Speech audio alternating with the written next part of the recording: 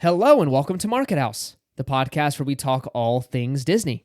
I'm Caleb. And I'm Caitlin. And this week we talk Disney World annual passes returning, Disney Band Plus coming to Disney Cruise Line, and our go-to resources for booking a Disneyland vacation. Let's dive in.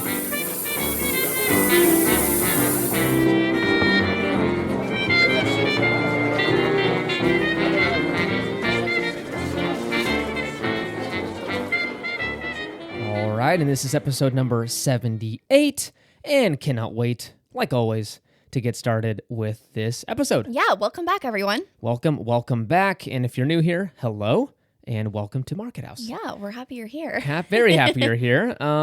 So again, we're going to talk about our week here and kind of what we've been up to. But when I sit here and rack my brain, it's been kind of a whole lot of nothing again. Yeah, just We are? Actually, you know what? Okay, yes. We've been kind of living a boring life the last couple weeks. Work honestly has been pretty crazy for the both of us.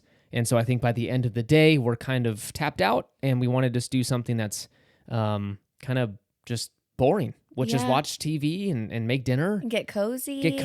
Yeah. Nothing crazy. We've kind of had the last little bit of cold weather and it looks like we're snapping into full spring here in the next couple of days. But we do have a fun thing going on tonight. We're going to go see John Mayer. I'm so excited for it. It's I like cannot- his solo acoustic tour that he's doing. Yeah, just by himself. That's awesome. So a full 2 hours of just John Mayer, which is a great night in my book. Mm-hmm. And I still need to buy parking for that, which I just reminded myself. Yeah, I'm looking forward to the nachos. Okay. The classic nachos that The everyone... $36.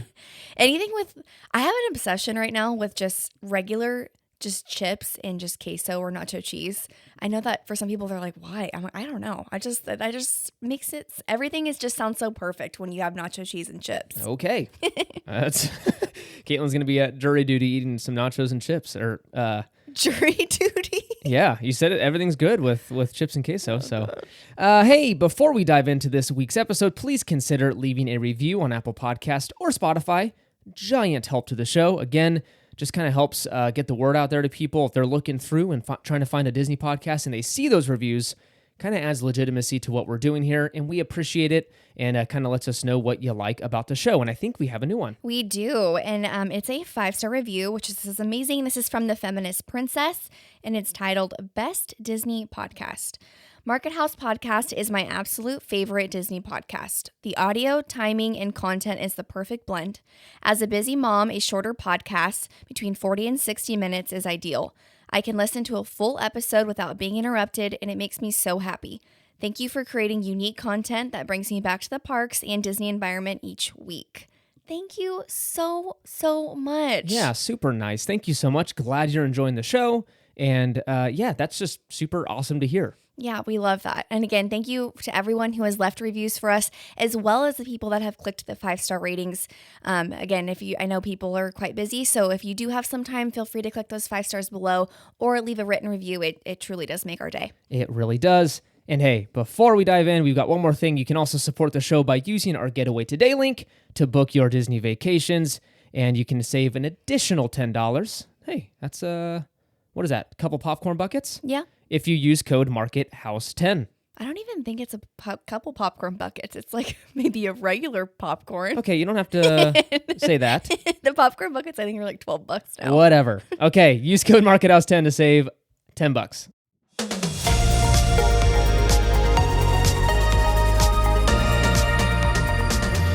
All right, first up, we have some super exciting news. Disney World annual passes are coming back. They are, and it's kind of like, I don't even want to say exciting too much because I don't want to be a Debbie Downer here. I did not know the stipulations they put on most of the passes. We'll dive into them in a second, but it's not applicable to all, I guess. No, and it's funny because right when we first saw the news story break, it just said, annual passes returning in April. And I'm like, Caleb, this is so awesome. But once he actually read the fine print, it doesn't sound it's not so awesome. Great. So let me tell you why. Starting April 20th, you can purchase the Incredipass, Sorcerer Pass, and Pirate Pass. Quantities will be limited, so if you're interested in purchasing a pass, make sure to log on early. Right. That's our biggest tip. The whole time, the Pixie Pass, which has been the Florida resident only, the $399 pass has been available this whole entire time, so that will continue to be available into the future here, it looks like. But the Pirate Pass is $749. Sorcerer Pass is $969. and the Incredipass is $1,399. Now that's the kind of one with like very limited, I believe, blockout dates. Right. And if there is, it's probably like ours over here. I didn't look too much into it, but it's probably like the Christmas Day, Right, Christmas the major Eve, holidays, whatever. yeah. One quick note before we dive into why this isn't fantastic, I guess, is that Iger did confirm that their Premier Pass, couldn't spit it out there, Premier Pass is not returning. Which is such a bummer because this has always been like a dream thing for us Yes, to get. so this was the pass that got you into both Disneyland and Disney World year-round. No blockout dates, nothing. It was just the ultimate pass for the ultimate Disney fan for the U.S. parks. My former boss had it, and he would flash it once in a while just to get me real jealous. And I was like, one day I will have that pass. Looks like I'm not because it's not returning. I wonder, do you think it's because people weren't purchasing it, or do you think they just don't want people to have that kind of flexibility? The value was way too good. Okay. So he broke down, again, when I was talking to my boss about this, he showed me just like the few trips you need to take. We went to Florida a lot for work. And so I think like 1 or 2 Florida trips and a Disneyland trip, it paid for itself. It was only, when he bought it, I think it was $2,200. So my whole thing is, why wouldn't they just raise the price on it and continue to offer? I don't know. Maybe it's just not. Maybe they're like, you have to pay $5,000. Yeah, I think like, if no. people want to go that bad, they'll just buy tickets. And at that point, it will always be more expensive than some pass. I don't know. That's right. Yeah. Not entirely sure. But hey, let's dive back into the Disney World annual passes. And let me tell you why this is kind of some weird news. All of them except the Incredipass are for Florida residents only. Which is very odd. That is bizarre. So let me tell you. So yes, Pixie Pass, Florida residents only. Pirate Pass, Florida residents only. The Sorcerer Pass, the $969 option, is open to Florida residents and eligible DVC members. Yikes. So if you're a DVC member, good news for you, I guess, if you're a big Disney World fan. But yeah, you have to go all the way up to a $1,400 pass. That is bizarre. Which is, yeah, that's interesting. And I know we talked about this previous to just starting this segment, but I'm like, what if they did that over here? I'm kind of like... That would be lame. There's a lot of people that love Disney that come here all the time from Arizona, from Utah, from Nevada. We have a ton of friends and other Disney podcasters who don't live in California who they'd have to get that top tier pass in order to have a pass into Disneyland. Yeah. So I just verified, that there are no blockout dates for the Incredipass, so that is fully unlimited. But hey, if you were looking forward to doing this and getting kind of a mid-tier pass, not an option probably for most of you. But hey, if you're a Florida resident, the annual passes are back. All right, and our next news story is kind of a beefy one. I'm going to try and go through it as fast as possible while still making sense. And I do want to it's just a warning. If you want to skip this, totally understand. If you're like, I'm not into this, don't want to hear about it. I'm going to try and keep politics out of it because it is kind of a political fight between Disney and the state of Florida, kind of teaser on what I'm about to talk about. I'm going to try and stay right in the middle and just talk about the facts and what's been said and just kind of give you a heads up on what may be coming down the pike here if this person gets what he wants. Right, exactly. Okay. So a governor by the name of Ron DeSantis has been fighting with Disney for the past probably going on a year or two now. And I'm just trying to keep this as absolutely... I don't want to talk about politics. I don't like talking about this We're stuff. not projecting any belief. Like, there's no politics associated with this. We're just simply telling you what's in the news right now. So let me just kind of read this off. It's been hitting like mainstream stuff. Like NBC was covering this, MSNBC, so it's kind of hitting everybody. But just to catch you up, if you haven't been following the story, which I don't blame you if you haven't, because it's all a bunch of junk, Disney became enemy number one for Governor DeSantis after Bob Chapek made some comments regarding legislation passed by the state. This was commonly referred to as the Don't Say Gay Bill or Florida Parental Rights and Education Act. So they had some disagreements. Chapek made a public statement as the CEO of Disney. He didn't like that, and so they have been having a feud over this the past while. Right.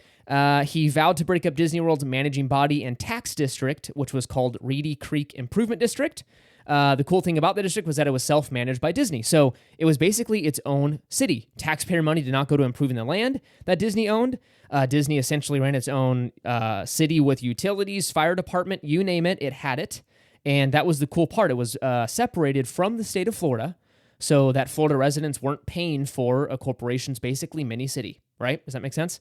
If broken up, this is the crazy thing, the debt that Disney had accumulated and was paying every single year It was about $1 billion worth. So these guys, I don't want to get into the nitty gritty about this, but like a city has bonds, right? It issues bonds. People can buy these bonds, and it's basically corporate debt. And then the corporation pays you back with a little bit of interest. Right. They were doing that, but then they were paying it themselves. They were basically borrowing. It was all whatever, right? Accounting talk. But if this was broken up, this debt would become the problem of the local taxpayers.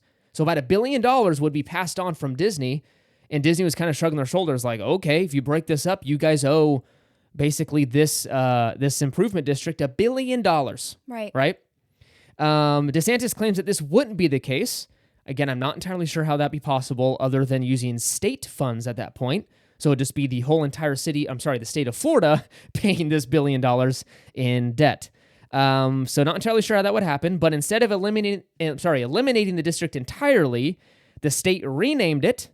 It's now called the Central Florida Tourism Oversight District. Ooh, that is a hot name.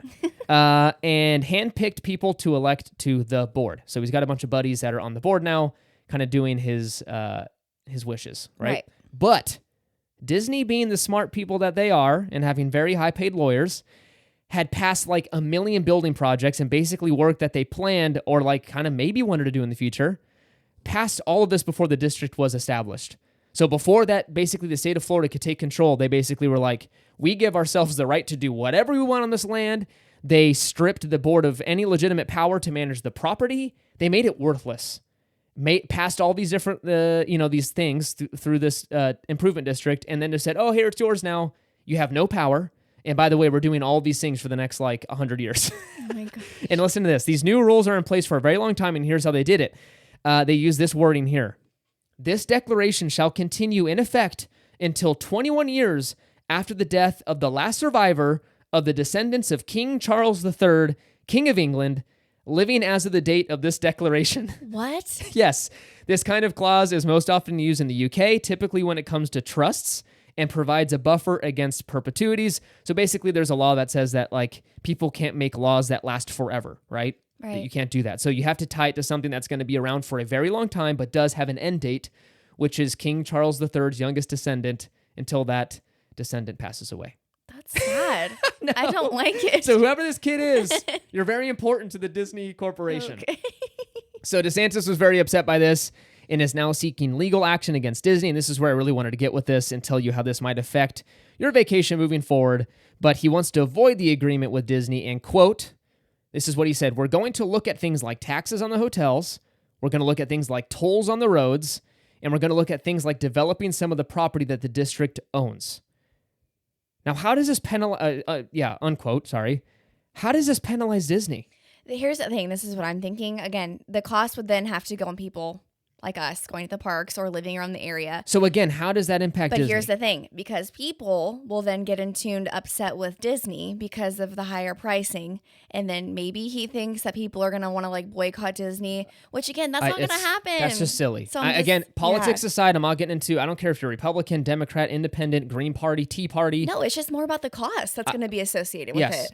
I think it's inherently wrong. If you've got a problem with someone, a company, what have you, and shoot, I've got beefs with a ton of people, right? Or not people, but I was like, what? I'm a very angry person. No. There's some companies that either do something or say something like that was really dumb, right? That was really stupid of you. Right. I'm not saying it's just my opinion on Disney in this case or whatever, right? There are just some people that have made some mistakes. I don't know. I'm just trying to get to the point of, if you've got a problem with someone, you address it with them. You don't pass this cost on to a bunch of people that are coming to bring, tax dollars to your state. One of the biggest things that Florida's known for is tourism. So this will only hurt people that are coming and already spending money in your state, and your constituents, your residents there are going to still have to pay the same tax that you're passing on to this big bad company. Boo. So anyways, I don't get it.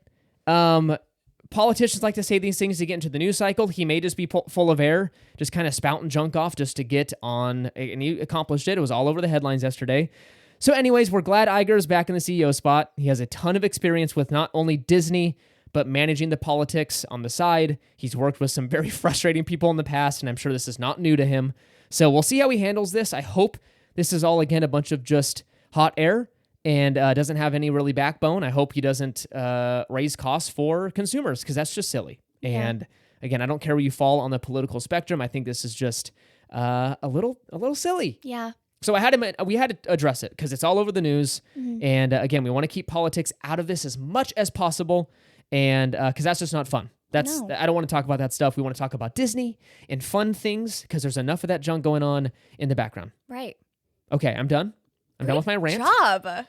Look at you. And if you actually want to have a conversation about this, feel free to message us on Instagram, and we can have a little private back and forth. I don't think anyone's really going to disagree with me here. No. I think this is pretty much what everyone feels. And again, whether you're on one side or the other, I think it's just a silly thing to do. Right. Okay, let's get into the next one. It's better. Okay. All right, our final news story takes place over at Disney Cruise Line, Heyo. or on the Disney Cruise Line. Yeah. It looks like we're getting some new Magic Band tech. Yes. Which is going to be called the Disney Band Plus. Yes, which is kind of weird. No. It's okay, hold on. So no, I'm all for them bringing this technology onto the ships. It's basically the same exact thing. You can unlock your stateroom door, you can pay for things around the ship, and scan for your PhotoPass pictures. This is awesome. I just don't understand why they're switching the name from Magic Band to Disney Band. Why? It's the same thing. And it actually works both on the cruise line and at the parks. So why differentiate them? Maybe because Disney Cruise Line's cool. Okay. And they're like, Thank you for that awesome I don't know. take on that. So yeah, I think it's a little silly. I don't know. You'll be able to use this band, again, like I mentioned, at the parks as well. And there are 3 DCL exclusive designs. Yes, and this is something that I think is a really great idea for Disney Cruise Line to move forward with, because usually for those who haven't gone on a Disney cruise, you don't carry your bags and like payments and like all that kind of stuff around with you, like your wallet. You basically have your key to the world card, which is what you scan on everything to pay, and then it basically gets charged back to your room, which then you pay at the end of the cruise. However, I like having the band because, for example, I don't like carrying anything. Like Caleb has something to carry stuff in, like our key to the world cards. Like pockets? Yeah, but it's like half the time when like you're on a cruise, I don't have pockets. Like I'm in like a swimsuit cover up or like leggings. Okay. So being able to have the Magic Band like on your wrist, or excuse me, the Disney Band, I just think that's awesome because it's just way easier because you just put it on in the morning and then you don't have to worry about lugging something around. People lose those cards all the time. We always see them just sitting around. I think the kids probably losing their cards. Yeah. So it's just, I think it's a cool thing to have. Again, it's just efficient and easy. So I like that a lot. I like it. I like, we're kind of not disagreeing, but I just probably have a different take of like, I don't know if I'd spend $45 for a band. I don't see the, like it's a giant increase in, what do you call it? Like, I don't know if it's improving my experience that much more. No. And I would definitely say I wish it would come with your cruise kind of thing. But For I real, know that because they're we're spending enough to be on there. I do wish they were way cheaper because, again, that's the reason we haven't bought them for the parks because we're kind of like, I don't know. If we were Disney World, like goers all the time, I think 100%. It's way worth it over there. For Disneyland, I still don't see the value yet for the Magic Bands. But anyways, Disney Cruise Line, again, it's an option. You don't need to do it. It's an option. It's not required, basically. So I'm happy about that. The key to the world card is more than enough to get around the ship. And if you have a spare $45 and you want the convenience of having something on your wrist, then go ahead and buy that Disney Band Plus.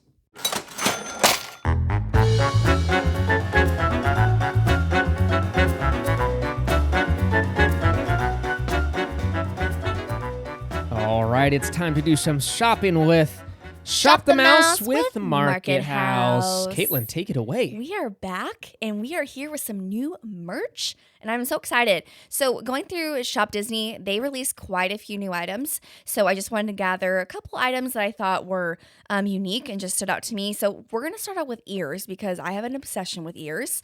I recently just purchased the purple and pink sequin ears that I talked about, like, I think it was a month and a half ago. We've been talking about it nonstop for the past 2 months. Yes. And then my friend Emily from Make It Magical podcast bought them and I saw them on stories and I'm like, oh, it's okay. It's a sign. And I bought them. Yes. So, and Emily, if you're listening, it was a 5-second delay and she was like, I'm ordering them. And then she grabbed her phone and ordered them. So first up, we have Walt Disney's Enchanted Tiki Room ears.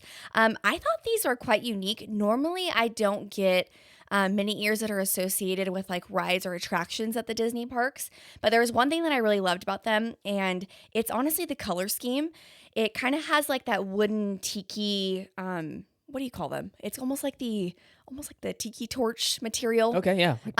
Yeah, I don't know what they're made out of. It almost like it's the fake wood. Yeah. Yeah. So that's the ears. And then it has like a green bow. And in the middle, there's a Dole Whip, which I think is so fun. Oh, fun. Because that's never really been associated with ears. So this is like the perfect thing to wear for like springtime, summer at the parks. Like I just loved it. Again, these are a little more expensive than they normally are. These, I believe, are $34.99. Yeah. So it's like a few dollars more than the average, right? Yes. But it's kind of cool because on the side they say like the Enchanted Tiki Room and like the little famous font that they have. But again, just another fun set of ears that just popped up. Next up is another item that I've never seen before, which I could be wrong, but from always checking in the bazaar in Adventureland, they have a shirt now specifically for Adventureland, which I thought was super neat. That's fun. So it's just labeled Adventureland t-shirt for adults. It's just a kind of like a heathered gray material.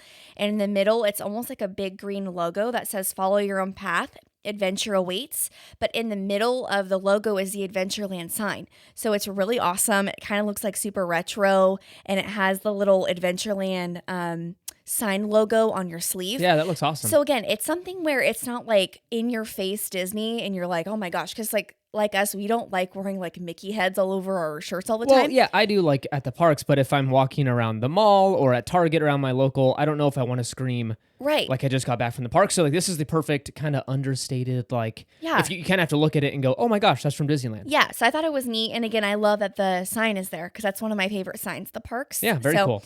This is $32.99, which is pretty average for a t-shirt. Again, as a heads up, they usually don't have the best quality t-shirts. They'll usually shrink or get like I know. just stretched out in random areas. So treat them well. Treat them well. Hang dry. Don't dry them because they'll be the size of a toddler shirt. Exactly. After a few dries. Yes, and even if you don't dry them, they still shrink. I don't know how that's possible. I know. But we bought some where I'm like, that was a total waste of money. yes, but it's worth it for like the couple times you wear it. Oh God, $15 a wear. Okay. And then lastly, we have a new Spirit jersey that I haven't seen anywhere. I'm the type where I will watch YouTube videos on new merch being released. I love that kind of stuff. And I haven't seen anybody talk about this, but it's just a regular Spirit jersey in a denim bleach color.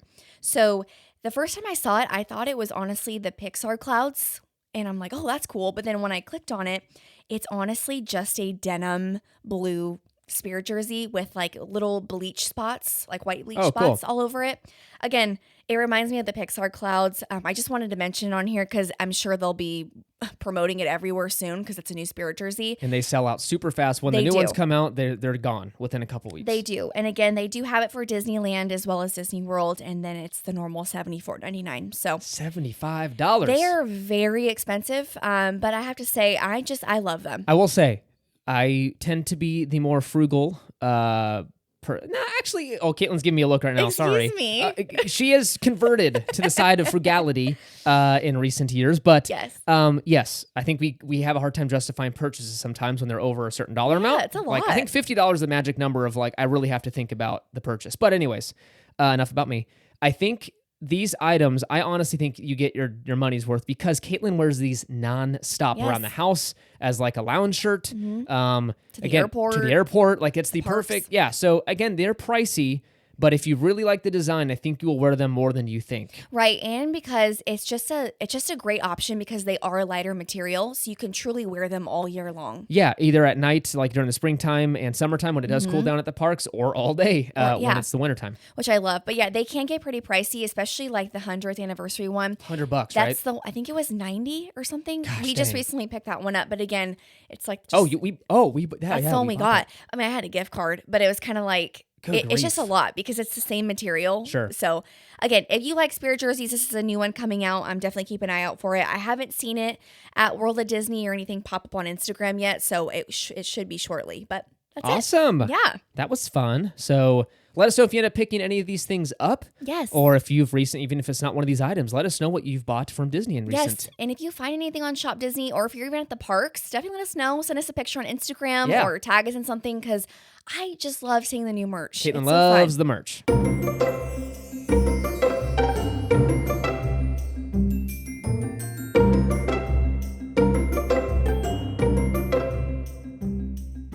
All right, and that brings us to our main segment of this week's episode. and that is our go-to resources for booking a Disneyland vacation. Yes. So you almost need a college degree in vacation planning to book a Disney vacation these days. It's pretty tricky. It's tricky. You've got Genie Plus, you've got rising flight and hotel prices, you've got Disney's reservation system, etc. The list goes on. It is a lot. And let me tell you really quick, I've had to do a lot of flight bookings recently. One for work, a couple for personal stuff. Things are expensive. Yes, they are. Like eye-popping expensive. So, and we'll tell you more about some personal stuff coming up, and we're super pumped to announce it and also go experience these things, but that's for a future date. But hey, we thought it'd be helpful to share what we use for our vacation planning to hopefully save you some time and money. Both things that are hard to come by these days. Yes. Well, time is always moving, but it's escaping very fast as well. Sometimes I look up and I'm like, we're already in April of 2023. I know. Isn't that insane? Unbelievable. Before you know it's going to be July. Before you know it, we're going to be 72, sipping coffee in the morning. I was going to say before you know it, it's Halloween. And then you're like, where's that? I'm jumping years. We're going to be old in our home, just two old people. Hey, living You're going to be life. maybe knitting something. Oh. Yeah. You're going to pick up knitting. Okay. And I'll pick up puzzles. I'll be working on a puzzle. You'll be knitting, and we'll have a beautiful life in our older years. So, hey, let's start with planning your travel and getting all that booked. And let me see if I can help you, again, save some money and some time. So if you live close by, well, you're probably driving, and you don't need much help with that. Right. Because it's pretty straightforward. You drive, you park. Which we envy the people that live quite close enough to the park to drive. I think it's nice because sometimes I'm like, I just want to take a road trip, and but we could do it. I don't want to sound like we could totally do it. It's like 7 to 8 hours for us, and it's totally doable. We just don't do super well, and we've had really old cars, so they've never been super highway worthy. I'm talking about the people who live like 3 or 4 hours away. Okay, I hear you. That's where I'm like, yes, okay. It's an option for us, but we choose to fly only because once you do the math and stuff, like it's not that much more for two people. If I had a family of 5, it would not be the case. But since it's just Caitlin and I, it's a very cheap arrangement. Yep, and our families always did that. We always drove to Disney. Yeah, growing up we drove, and then I told my dad when we did a huge family trip, I told him, Dad, let's try flying. I promise you we did it. And he was like, I'll never go back to driving again. And so, it is just very convenient. You're not dealing with traffic, and I-5 is the ugliest highway on God's green earth. And so we just try and avoid that. Anyways, so you don't need help with the driving part, but I'd guess most of you are looking to fly like us. And my go-to resource for researching flights is Google Flights. Right. This is super, it's like, oh, revolutionary, Google Flights, huh? But it is awesome. It's an awesome tool, and you can filter by arrival times, departure times, price. It can combine carriers. So it'll, if let's say you're coming from Boise, okay? It's going to tell you that, hey, Southwest there is going to be cheapest, but coming home, you should book American for some reason. That would be the cheapest option for you. It'll combine those two things, take you to both websites, takes you through the purchasing process. It is amazing. It also give you like a kind of like little meter that shows you, hey, this is very expensive this time, maybe wait. Right. Or it'll tell you, hey, typical prices right now, or hey, this is a fantastic time to buy these or else you're going to regret it. Right, which is awesome. It is awesome. So the two things that I had to tell you, though, are that Southwest and JetBlue are not included in Google Flight searches. Which is a bummer because those are ones that we use quite often. We use quite often only because, again, we're flying within California, and those tend to be the cheapest options for us are both of those carriers. So you have to go to those individual sites to book those. But hey, it's just a couple of sites. If you're a fan of Delta, American, you can always look through Google Flights. Speaking of Southwest, they release their sale fares on Tuesdays. So just a big tip there, and they run through Thursday. So never, ever, if you can avoid it, book a flight on the weekend. That is the most expensive time to book. And so always wait for those Tuesday sale drops and book Tuesday, Wednesday, Thursday. It's always going to be the cheapest time. Especially Monday. Do not do it on Monday. Yes. Well, in our recent history. Yes, do not do it on Mondays. I almost cried because and I was like, wait, it's Monday. I can wait a day and prices will go down. Hey, for hotels, you can use a site like Getaway Today. Kind of, Little plug there to save some money. They work with hotels to get a lower rate for their customers, but I'm going to tell you, this is a moment of honesty, and I'm trying to prove that we're not just like, go use our link and whatever. Yeah. if you're into the points game, which I totally am, so I'm into the hotel point, flights, credit card points. That's how we get a lot of travel for very cheap, or if not free. And how we travel so much is utilizing these points. You won't get points for your stay if you book through Getaway Today. If you don't care at all, if you're like, Caleb, I don't have time to track points and don't have the energy to even figure out how it works, I totally get it.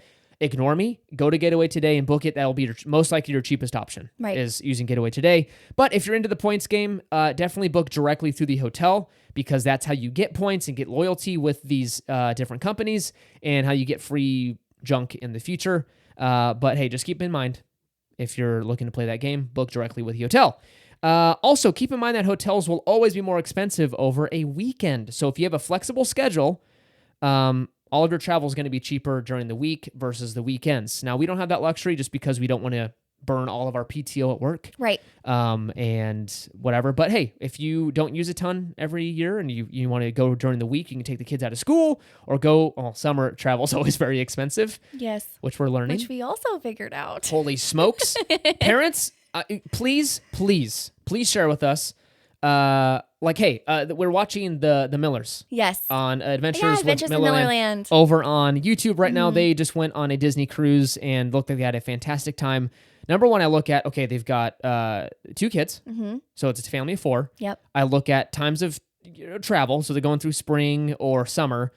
I'm like, I can't imagine the price tag. Yeah. I'm now realizing that. So we always travel, I feel like over kind of cheaper times, I guess. Yeah, we normally don't do a lot of summer travel because, again, it's super hot at Disneyland. So we don't like to go down there in July.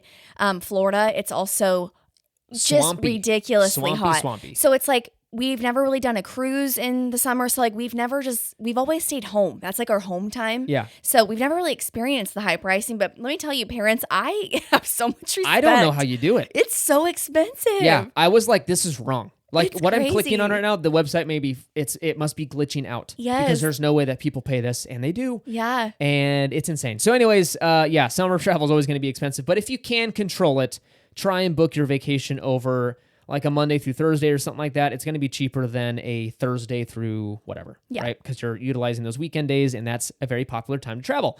Finally, tickets, your Disneyland tickets, definitely use a site like Getaway Today to purchase your Disneyland tickets, because you're not only going to save some money, but there's really no benefits buying directly with Disneyland themselves. There's no more flexibility, more reservations. There's nothing inherently better than buying through Costco, Getaway Today, what have you. Mm-hmm. Again, we'd like you to choose Getaway Today and use our link, but you don't have to. There's a lot of websites that serve offer. Good Lord, I couldn't spit it out. Offer reduced ticket prices for Disneyland. That's true. So again, make sure to check actually Getaway Today, because they frequently have package discounts. If you book your hotel and tickets through them, they have some crazy package discount and save you some cash. Right. Okay, remember that you also need park reservations after purchasing your tickets.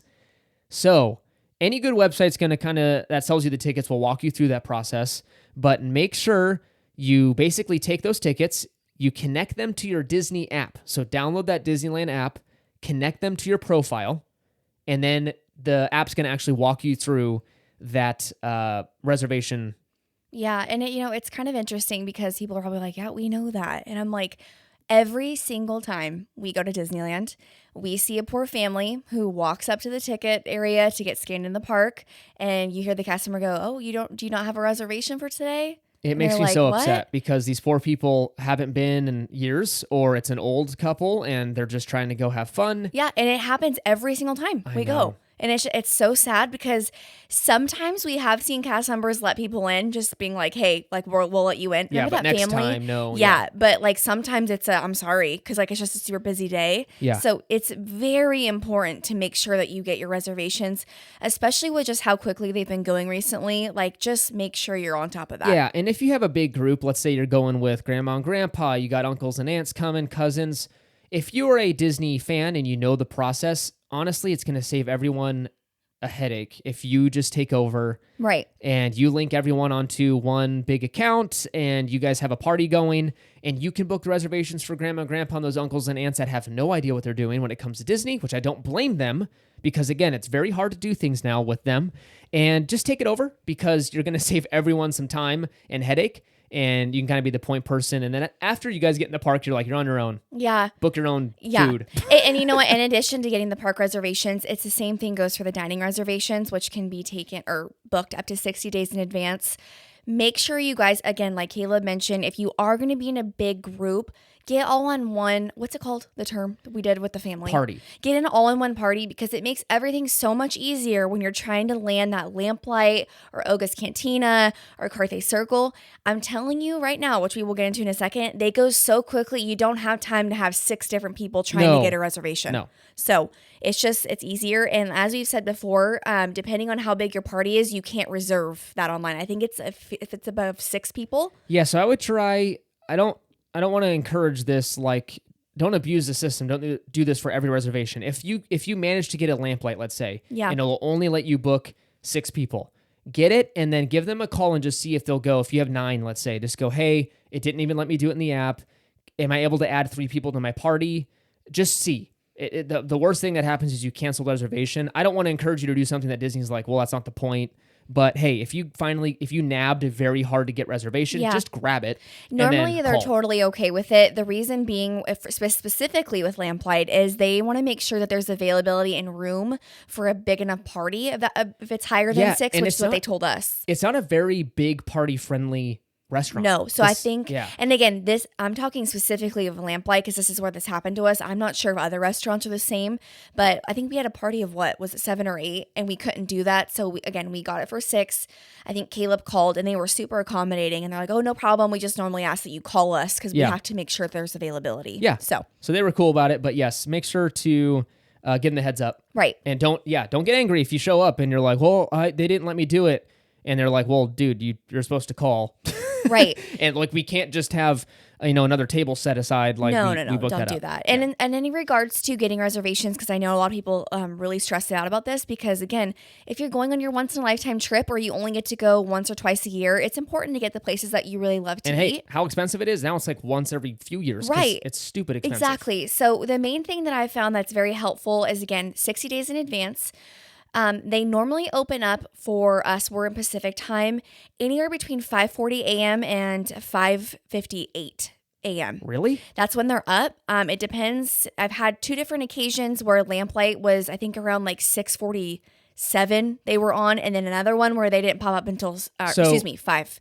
Yeah, I've heard that they release them in waves. So they'll release one at like 5:30, 5:40 something, 5:50 something, 6:10, and they do that pretty much through like 7 a.m. Right. And so they come in they release them in little waves so it doesn't, number one, override, I'm assuming, their servers and stuff in the app, and also just gives people a fair chance of grabbing some. Right. So a little hit tip is, in regards to that, make sure that I would say get on around 5:40 Pacific time in the morning and just keep refreshing. That sounds terrible. One thing that you can do, instead of going into, when you go on the app and it says make dining reservation, don't do that because that shows you multiple. If you have a specific restaurant in mind, like for example, I just recently got one for us and our friends at Lamplight for an upcoming trip.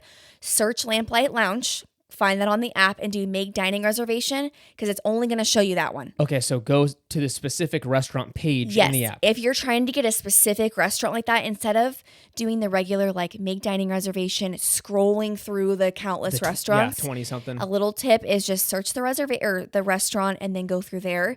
A lot of times dinner goes quickly on nights of World of Color because people want to view for that, and then as well on the weekends like Saturdays and Sunday, brunch goes quickly. So just keep that in mind. Dang, I'm a weird. I know you know all of it. See, I'm the lucky one that's just sleeping, and then I wake up and I'm like, "Honey, did you get the reservations?" I'm like, yes, I did. I'm like, thanks, because I was sleeping. I like my sleep. And I go to bed really late. You got to give me a little credit, hey? Caleb takes care of everything involving travel, and I just get the dining reservations. Yeah, so I'm up at like 12:30 a.m. booking like flights and stuff because that's what my brain turns on for some reason at night. So I'm like wide awake.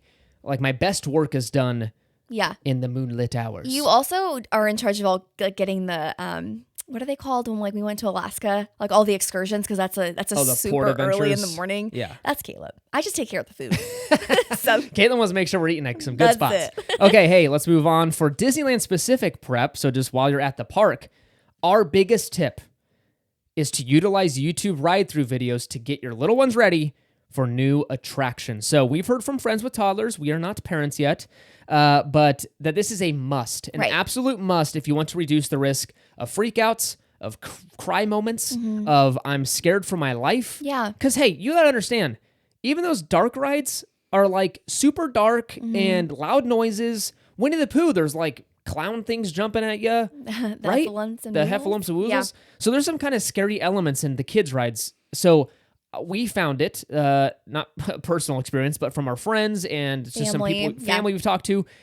Utilize YouTube. They've got some great videos on there and beautiful 4K that you and your kids can watch just to go, hey, look, there's Winnie the Pooh. Hey, there's a weird room so I guess if they watch it 5, 6, 7 times, they'll get more pumped to ride it. They know what to expect. Yeah, especially with sounds and just visual of what's going on. So it's very helpful. So again, maybe you can give them a little reminder when you're in the parks, pull up the phone and just go, hey, we're about to go on this ride and show them that. Again, if you're a parent and you're like, you are way off, bro. That's not how it works. Yeah, that's not how it works. Message us. We'd love to hear it. But from what we've heard, this is a great tip.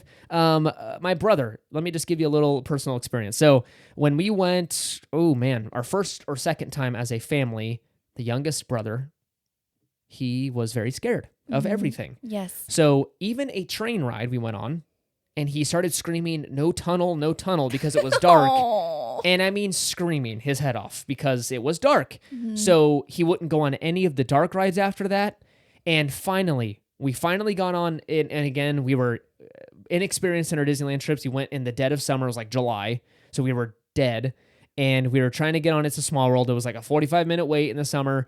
Right when we got on, he fell asleep. And so my parents were like, oh my gosh, like the kid didn't even enjoy anything. So we honestly didn't have a great time. Yeah. His first trip at the parks. Right. And that's not what you want for your Disney vacation. No, it's expensive and you want your kids to have a good time. And again, you know your child the best. So if you're like, it doesn't matter how many times they watch a YouTube video or see the characters, they're still not going to enjoy it, then you know them. But again, just take these little tips. It might be helpful, especially looking at kind of walkthroughs of Disneyland, seeing the characters going around so they know what to expect, because even character meet and greets, that's alarming. Like I remember for some kids, they're kind of like, who is this? Giant-headed they're huge. Animal. So again, if you have any other tips, feel free to just let us know, because we're always... Yeah, we'll share them. Yeah, we will, for sure. Sweet. Hey, before you go to the parks, download the Disneyland app and start to research food options for your family. Again, you don't need to know exactly where you're going to eat, but it's good to have some research done and know in the back of your head, if a little one starts to freak out and is hangry and is like having a meltdown in Fantasyland, you know what? Village House is around the corner. They got burgers for him or her. They've chicken got nuggets, fries. They got a little pizza for them that they're going to love. If your significant other's like, I need an adult beverage or else I'm going to freak out. You go, you know what? Around the corner, buddy, there's a nice beer spot. Okay. I don't know. I don't drink beers. I don't know. But there's a nice Bud Light. Okay. I don't know. Anyways, Caitlin's like, okay, that's there's enough. some Dasani. Yes, or Dasani. A nice solid Dasani water. And also you can get in a mobile order. So just know what restaurants around have mobile order. You can utilize that. So again, your kid's not waiting in line, freaking out, getting bored. You can have your food ready to pick up in 30, 45 minutes, and you can be finding a seat in the meantime. Exactly. Speaking of the Disneyland app, this is also where you'll pay for Genie Plus. Womp womp. Unfortunately, it's almost a must-do now with the recent wait times we've been seeing. It has been insane. Speaking of my brother, he just went when he's much older and now enjoys the park. He's 20-something years old, so he doesn't scream on rides, but he was saying the wait times were decent, but at nighttime they got super long. And so anyways, I hate to say that it's almost a must-do because we don't like doing it. But again, if this is a once-a-year thing, a once every couple year trip for you guys, it's worth the money, unfortunately. And again, don't think it's going to get your wait time down to like 10 minutes. The wait times are like at 120 minutes. It's going to get it down to like maybe 45, 30. So you're still going to wait a decent amount of time. It's just the new system, and it's unfortunately like a pay-to-play thing. It got up to $35 the other day, and it sold out. I can't even. I have a hard time paying $20. $35 per person. That is unbelievable. I don't know. I hope they change it. I think that's wishful thinking at this point. But that's pretty much it, at least for what we use. If we're missing anything big that you find helpful, please reach out to us on Instagram or our website. Yes. And share that with us. We would be more than happy to share that with everyone on Instagram and say, hey, we totally missed something, or this is a great suggestion from someone. And we can kind of get a good tip Instagram thing going on. Yeah, and if you're new here, come say hello. We love to say hi and introduce ourselves. And again, just thank you for listening to our show. Yes. And again, it's at Market House Podcast I'll get to that in a second. But if you're like, what is it, dude? It's Market House Podcast. And yes, planning a Disneyland trip is way, way harder than it used to be. But in our opinion, it's still a great time and it's way worth it. Oh, 100%. We are counting down until our next trip. It could not come soon enough. I cannot wait. I'm about to lose my mind from not going to Disney for so long. And we cannot wait to just walk through those gates and see the glorious castle and smell those smells and hang out with good friends and be there. It's just going to be a good time. Yeah, I can't wait. Thank you so much for listening. You can find us on Instagram at Market House Podcast. And make sure to follow us over there for pictures from the park and exciting news and announcements. Please consider leaving a review on Apple Podcasts and Spotify. Giant help to the show. And thank you so much for those that have already left one for us. Remember to use our Getaway Today link for your future trip bookings. Check out the episode details for that link. Join us next week for another episode. It's been fun. Bye.